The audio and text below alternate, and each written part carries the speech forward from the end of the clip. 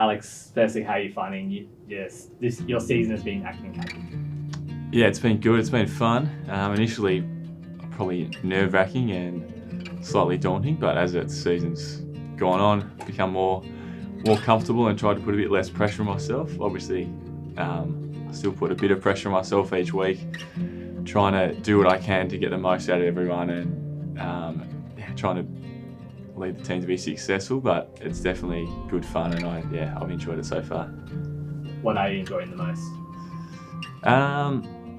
Just being able to walk the boys out, I think, onto the ground, having that last say before we go into battle. It's quite a special moment, I guess, to have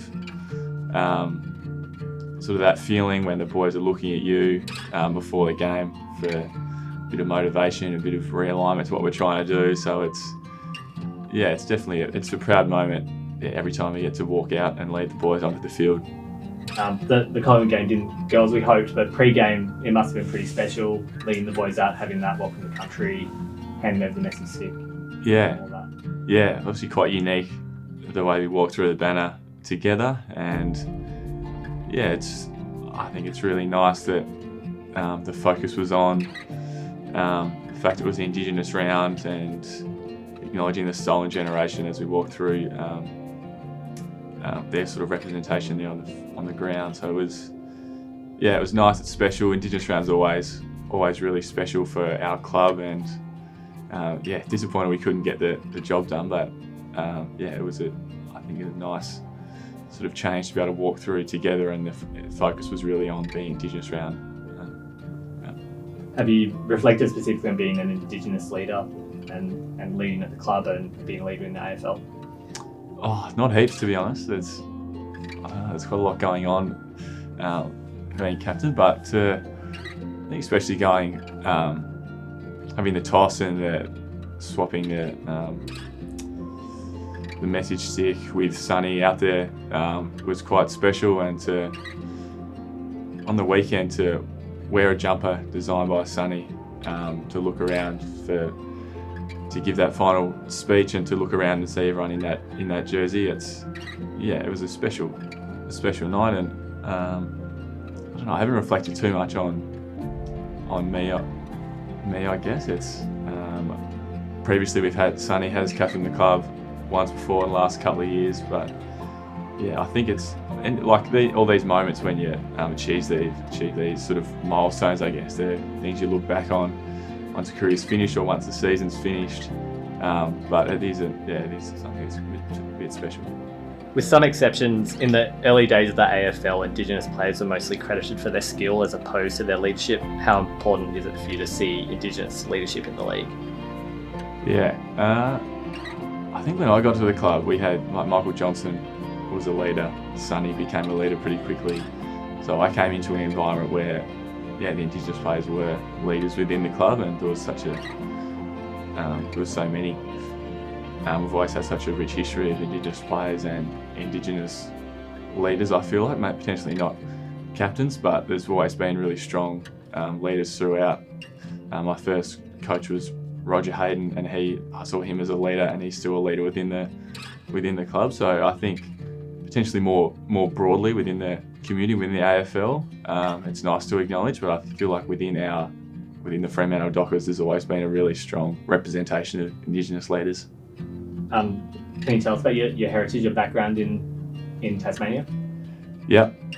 So my sort of Indigenous heritage is on my father's side, and goes back.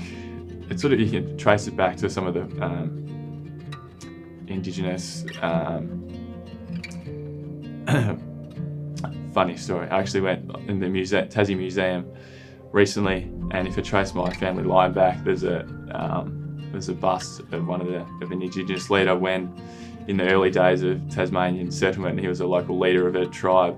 So it's quite it's nice to be able to trace my sort of family heritage back that far, and know that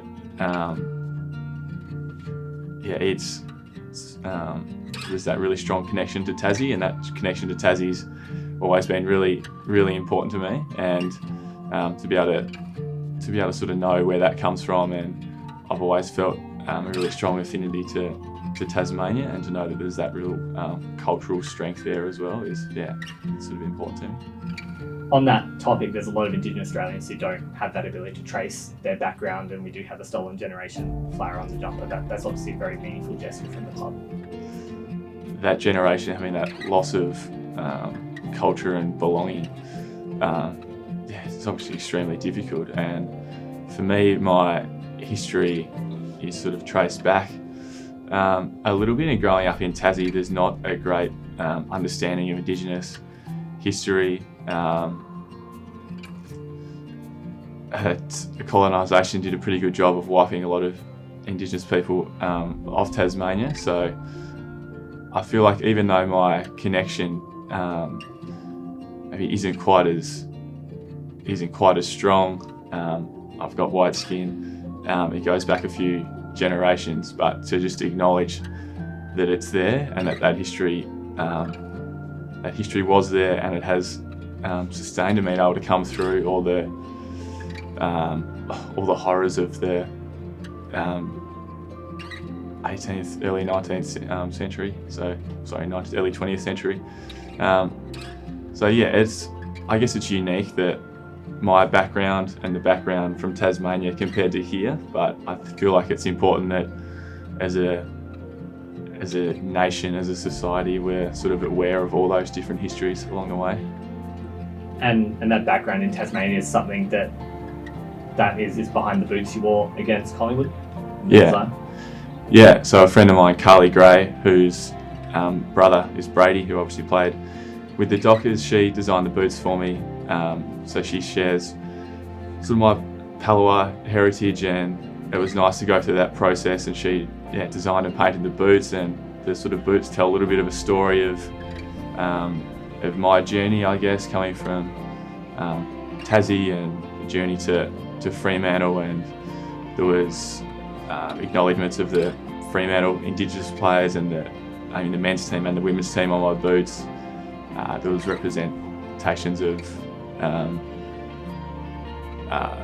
mutton birds, which are important to Indigenous culture.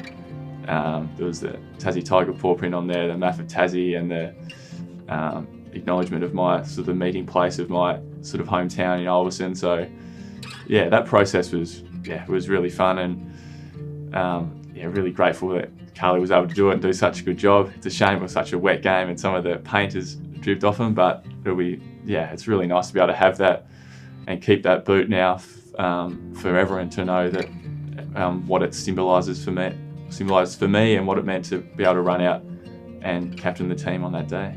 Also, especially have that connection with Brady Gray as well. Yeah, absolutely. We were mates growing up and mates over here, so it's nice. I know his family quite well, so it's nice to be able to share that experience with their family.